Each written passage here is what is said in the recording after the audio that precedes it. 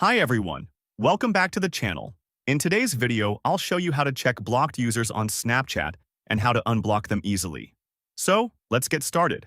First, open the Snapchat app on your phone and make sure you're logged into your account. Once you're on the home screen, tap on your profile icon or Bitmoji in the top left corner. Now, you'll be taken to your profile page. From here, tap on the settings icon in the top right corner to open your account settings.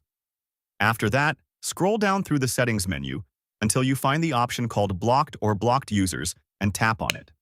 Here, you'll see a complete list of all the people you've blocked on Snapchat.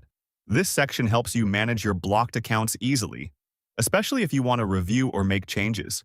If you want to unblock someone, I'll simply tap on the X icon next to their username.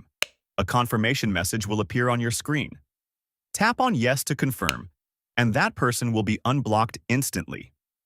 After unblocking, they may be able to send you snaps or messages again, depending on your privacy settings.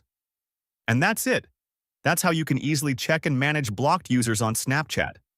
If you found this video helpful, don't forget to like, subscribe, and hit the bell icon for more useful tutorials. Thanks for watching, and I'll see you in the next video.